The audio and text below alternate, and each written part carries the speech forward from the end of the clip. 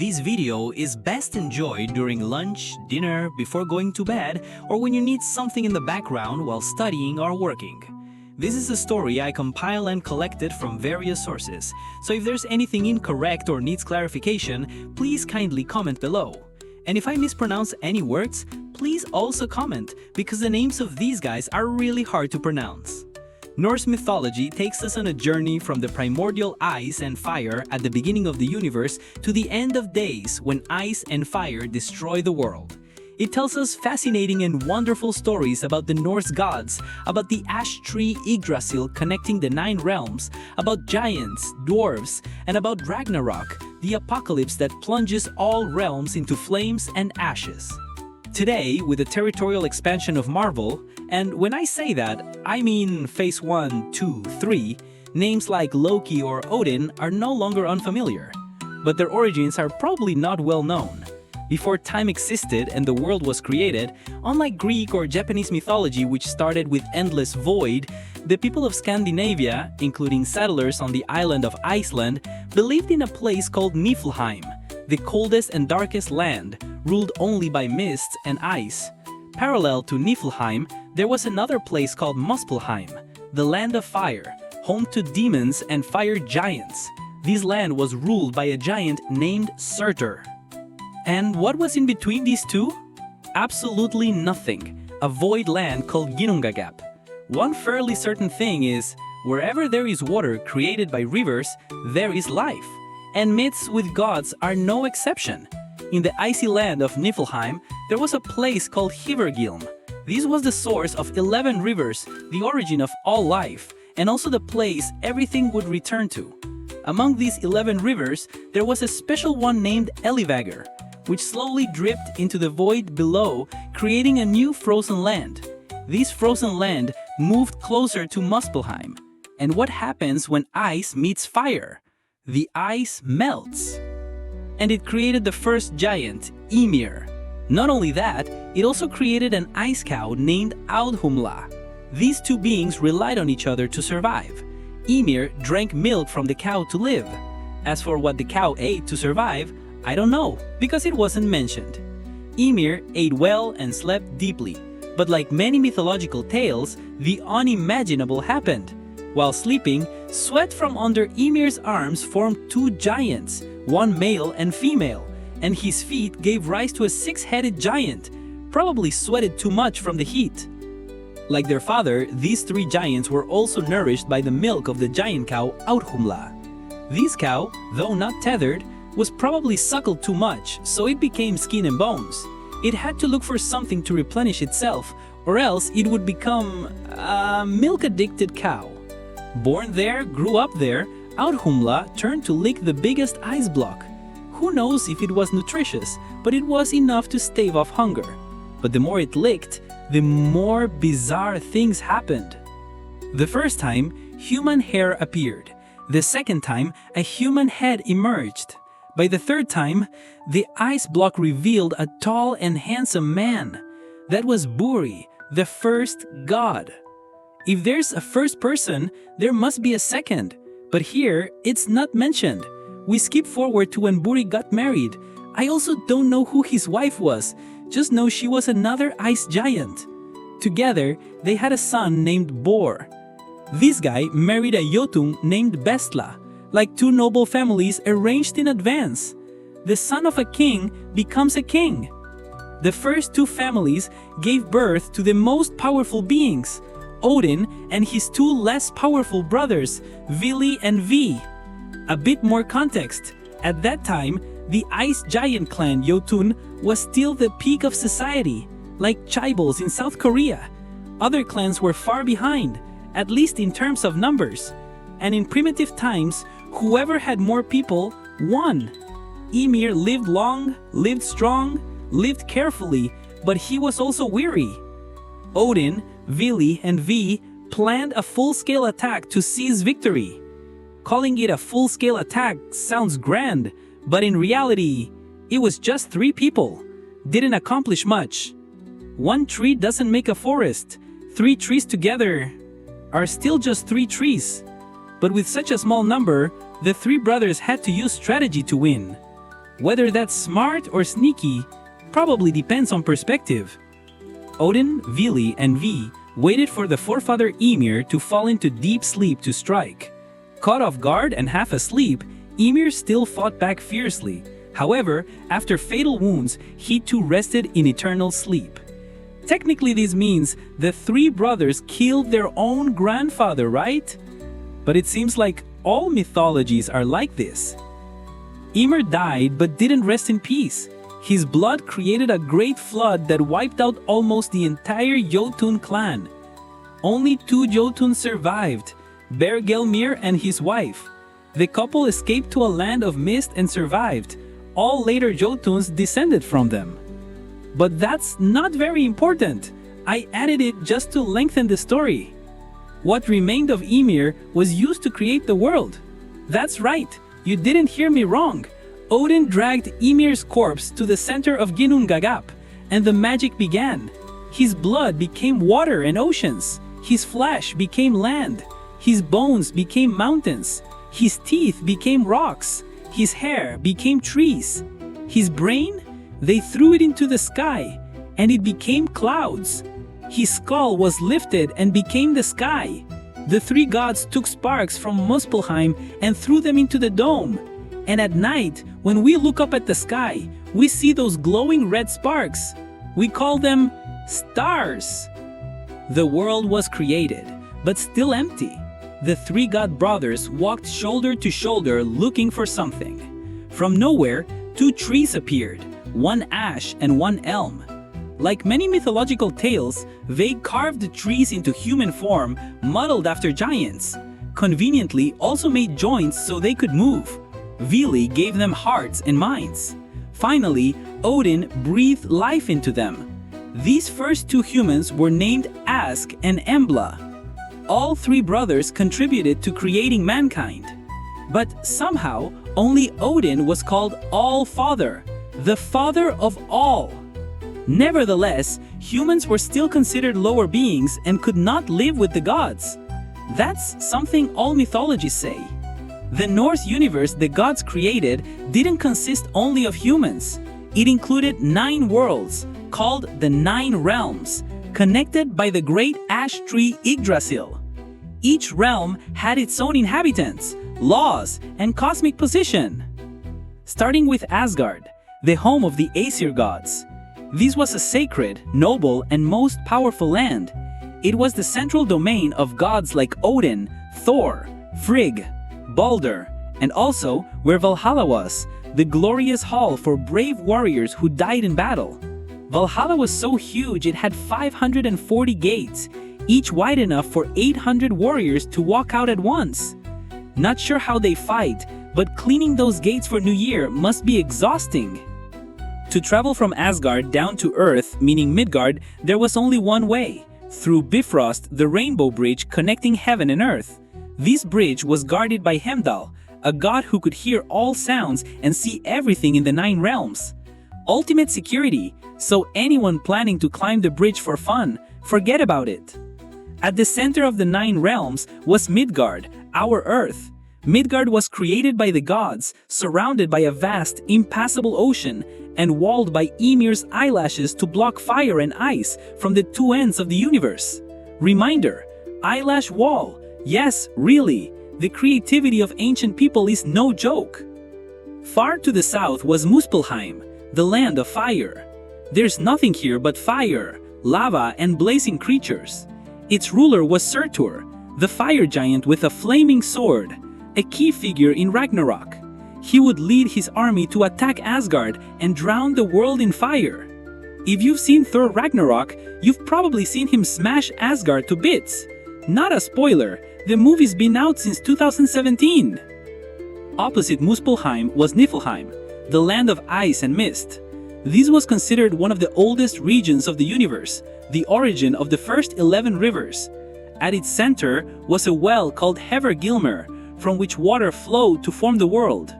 Cold enough to freeze the soul. In some versions, this was the predecessor of the death world, Helheim. Speaking of death, we must mention Helheim, the land of the dead. Next is Jotunheim, the land of the giants. Covered in ice, dense forests, and treacherous terrain, this is the homeland of massive, powerful, and utterly chaotic beings. They are the sworn enemies of the Aesir gods, ever since Odin and his two brothers killed their ancestor Ymir. Still, sometimes gods and giants marry each other.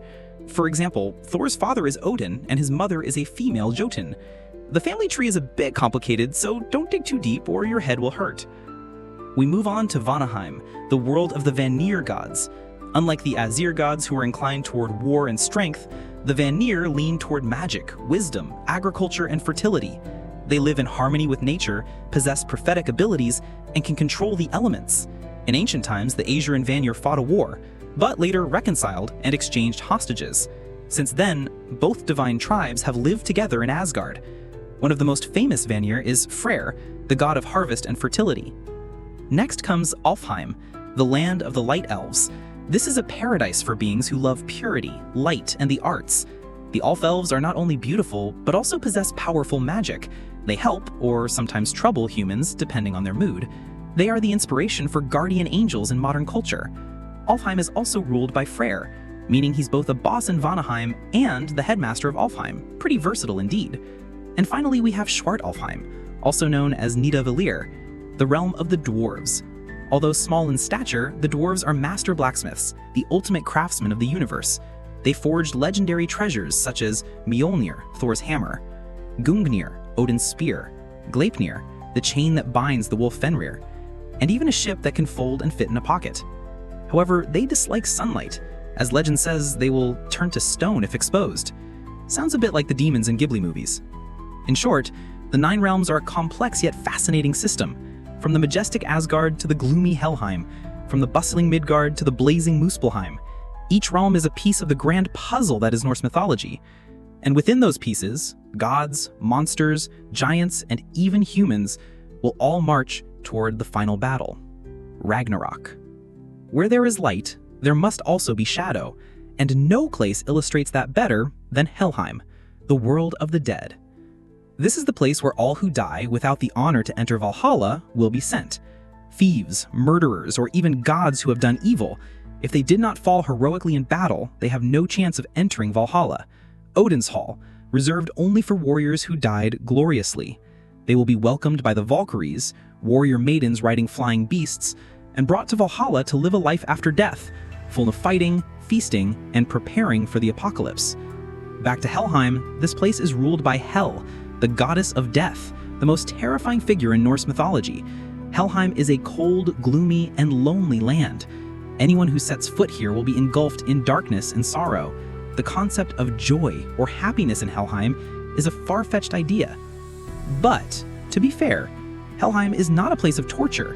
No boiling oil, no burning pans, no demons with ox heads. It is simply a place where the dead, well, continue to exist, like a retirement neighborhood of the mythical world. Another fate awaits Hel and her residents, which is to join the forces that destroy the gods. All who have died in Helheim will be summoned to participate in Ragnarok, the end times war that will conclude the age of the gods. Some records suggest that Helheim lies directly below Midgard, because ancient people believed death returns to the earth, and we bury people underground. But even deeper than that, inside the underground caves is the land of another species, the dwarves, residents of Svartalfheim. The dwarves are master craftsmen, especially in forging weapons. Most of the legendary treasures of the Asgardian gods originated here. For example, Mjolnir, Thor's hammer, Gungnir, Odin's spear, Gleipnir, the chain that binds the wolf Fenrir, and even a ship that can fold and fit in a pocket. All were forged from rare materials mined deep underground, where the dwarves live. And so the worlds intertwine, connected by one colossal entity, Yggdrasil, the mythical ash tree, the cosmic axis that links the Nine Realms. Yggdrasil is seen as the soul of the universe, the lifeblood of the worlds, the symbol of life and balance. But at the same time, it is constantly under attack. Dragons, monsters, and dark forces are always gnawing at its roots, threatening to destroy the entire structure of reality. Therefore, Odin and the other gods always protect the Yggdrasil, as if guarding the heartbeat of the universe itself.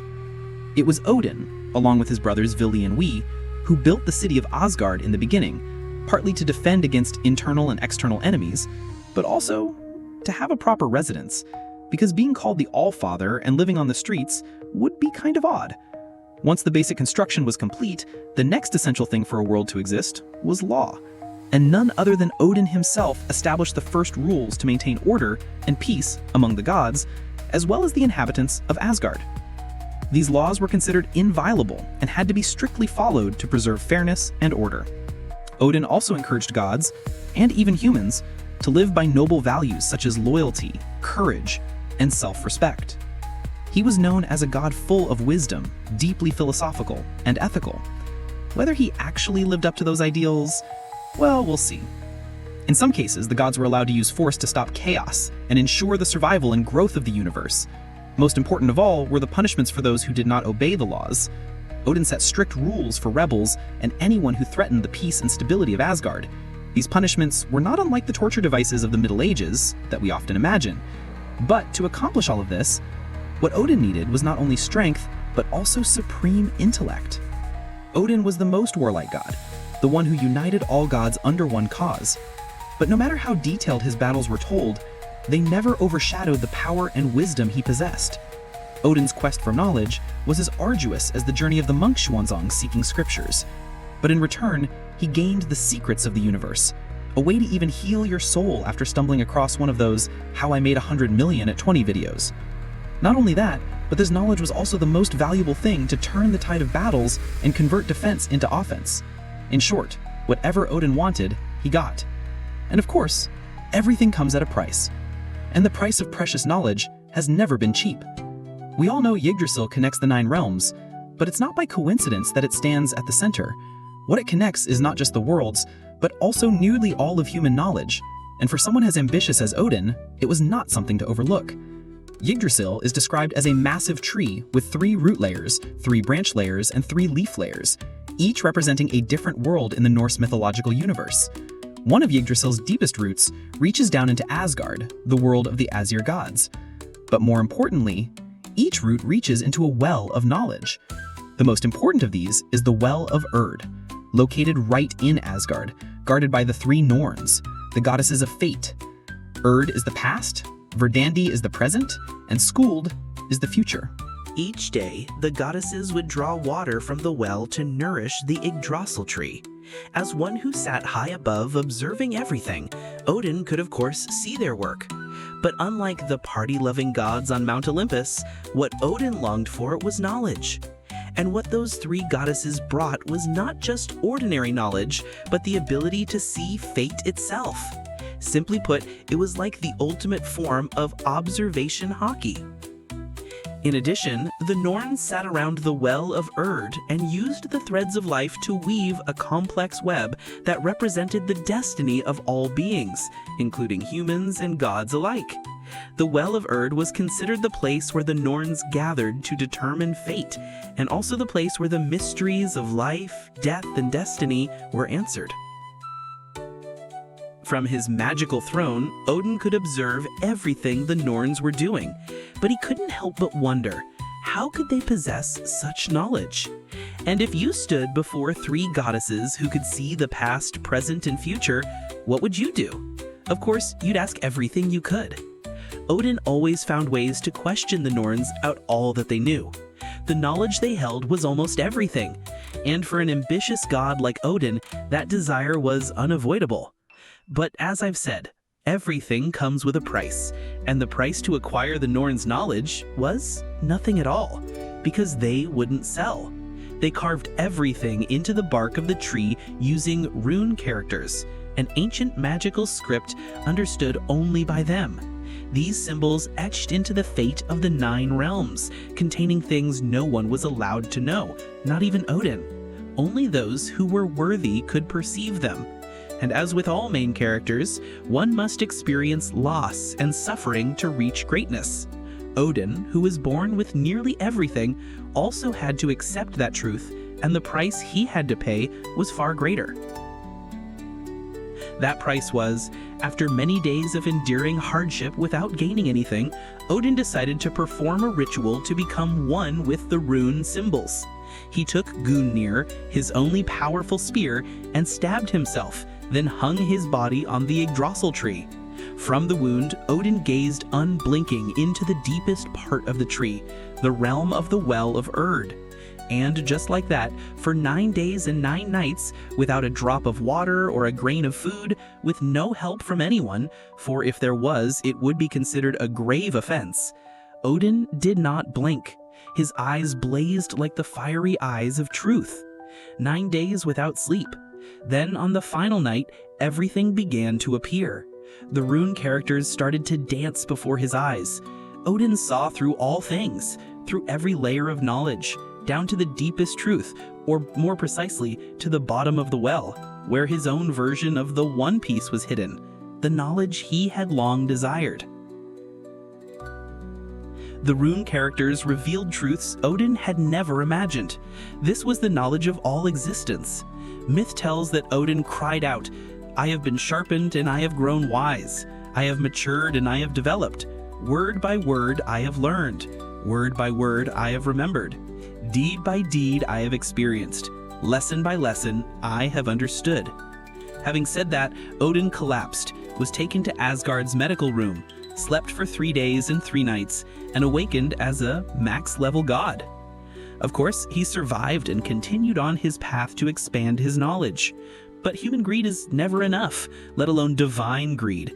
Even with the knowledge of supreme beings in his hands, there were still things Odin could not understand, mysteries he could never figure out, like, what do you want to eat?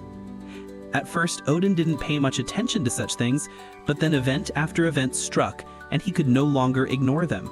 It reached a climax when his 2 ravens, Hugin, Thought, and Munin, Memory, flew everywhere, then returned to his shoulders and reported that all they saw were shadows and abnormal signs. Ravens already symbolized death, so these omens were surely not good.